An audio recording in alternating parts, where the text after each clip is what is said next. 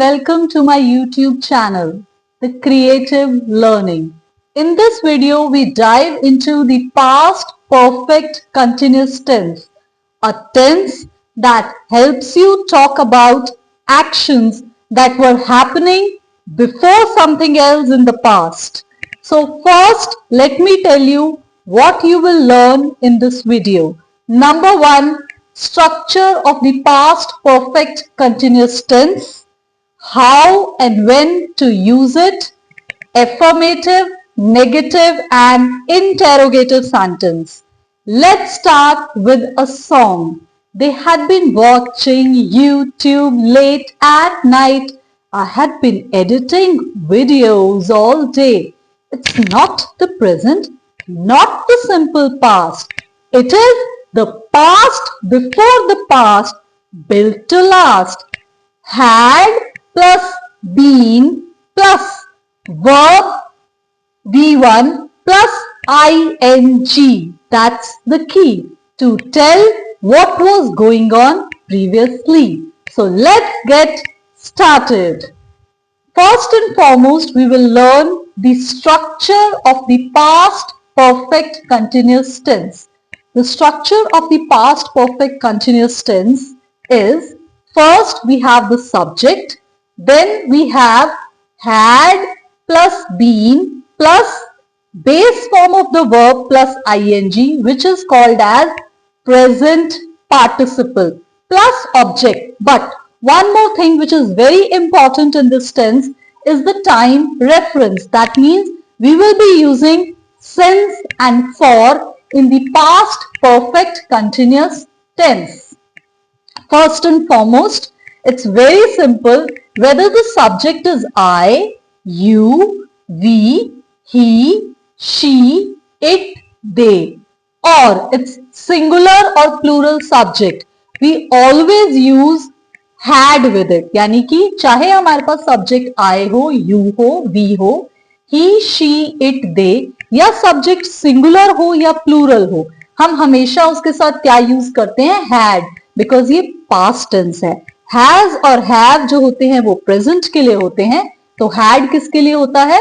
Past के लिए, right? Because ये कंटिन्यूस है तो वर्ब की बेस फॉर्म प्लस ing, जिसको हम बोलते हैं प्रेजेंट पार्टिसिपल, राइट? चलिए एक सिंपल से सेंटेंस से समझते हैं. मैं डिनर से पहले तक YouTube देख रही थी. तो इसका सेंटेंस कैसे बनाएंगे हम? पास्ट परफेक्ट कंटिन्यूअस टेंस में I had been watching YouTube before dinner, right? Let's learn with more examples. अब अगर आपके पास थर्ड पर्सन सिंगुलर सब्जेक्ट है ही, तो उसके साथ सेंटेंस कैसे बनाएंगे कि he had been painting a picture for 3 hours. Similarly, we can frame another sentence कि मैं कुकिंग कर रही हूं इवनिंग से. तो उसके लिए भी आप एक सेंटेंस फ्रेम कर सकते हैं, she had been cooking since evening, right? तो ये तो हमने सीखा कि इसके स्ट्रक्चर को हम कैसे यूज करके सिंपल सेंटेंसेस फ्रेम कर सकते हैं. लेकिन अभी मैंने डिस्कस किया था कि हम इस वीडियो में ये भी सीखेंगे कि कैसे आप एफर्मेटिव, नेगेटिव और इंटरोगेटिव सेंटेंसेस फ्रेम कर सकते हैं. Let's start with the affirmative sentence. Affirmative sentence का स्ट्रक्चर बिल्कुल सिमिलर है जो अभी हमने स्ट्रक्चर डिस्कस किया. तो हम एक सिंपल और इंटरेस्टिंग एग्जांपल से इसको समझते हैं. मान लीजिए आपका सब्जेक्ट है शी. तो आप सभी जानते हैं कि अगर सब्जेक्ट है शी, उसके साथ हम पहले क्या लगाएंगे? हैड, बीन, वर्ब की base form plus ing plus object और अकॉर्डिंगली टाइम का रेफरेंस. तो हम एक इंटरेस्टिंग सा सेंटेंस क्रिएट करते हैं. अगर मैं कहना चाहती हूं कि मैं अपलोड कर रही हूं कंटेंट को YouTube के रेगुलरली और मैं तब तक करती रही जब तक मेरे 1000 सब्सक्राइबर्स नहीं हो गए. तो how you can frame this sentence in the past perfect continuous tense? I had been uploading content to YouTube regularly before I got first 1000 subscribers, right? चलिए एक और सेंटेंस.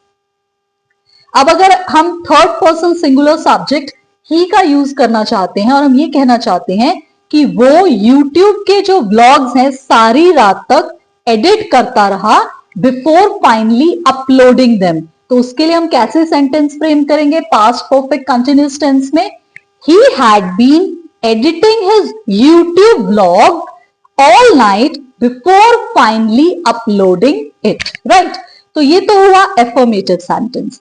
अगर आपको नेगेटिव सेंटेंस बनाना है तो आप सब जानते हैं N for negative, N for not. But सबसे इंपॉर्टेंट क्वेश्चन आता है कि हमें नॉट कहां लगाना है। देखिए पहले सब्जेक्ट आएगा, फिर हैड के इमीडिएटली बाद आप नॉट लगाएंगे, फिर बीन, फिर वर्ब की base form plus ING plus object. एक सिंपल सा सेंटेंस फ्रेम करते हैं।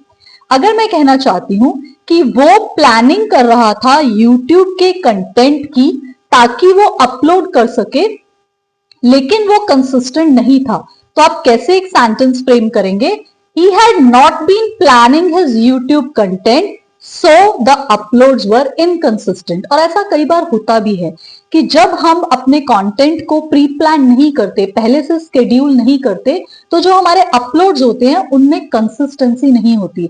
बट अगर आप YouTube पे ग्रो करना चाहते हैं तो you should be consistent, right? चलिए आगे चलते हैं।